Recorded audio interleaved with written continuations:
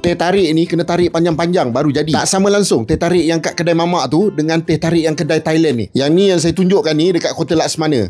Tu nama dia Thai Street Mart. Tapi dekat sini dia unik sikit. Dia tak sama macam kedai-kedai yang jual makanan Thailand yang biasa tu. Dekat sini ada dessert-dessert banyak jenis, macam-macam. Biasanya lah orang beli-beli dekat kedai sebenarnya Thailand, dia beli makanan yang ready to eat tu. Tapi dekat sini dia lain. Makanan ready to eat ada, fresh dessert pun dia boleh buat. Saya rasa kalau 4-5 tahun yang lepas, kalau nak makan menu-menu yang macam gini, nak kena pergi ke KL. Kedai-kedai yang jual menu-menu Thailand ni banyak belah-belah sana je. Tapi sekarang dekat Melaka pun ada. Yang burger-burger Thailand viral ni pun semua ada dekat sini. Jajan-jajan. Dia kalau dah masuk dekat sini, dia tak akan beli satu barang, dia akan beli macam-macam. Tapi kan rugilah dah datang sini tak kena dia punya Thai tea. Kalau datang daripada arah Kelebang nak ke Bandar Hilir, bolehlah singgah dekat sini, dekat Kota Laksmana. Boleh nampak kedai dia besar tepi jalan je. Dia punya nama Thai Street Mart dekat Kota Laksmana Jaya. Setiap hari dia berniaga, tak ada cuti. Pukul 11 pagi dah start buka. Dia ada 2 cawangan, satu dekat Duyung, satu dekat Kota Laksmana Jaya ni. Okey, bye.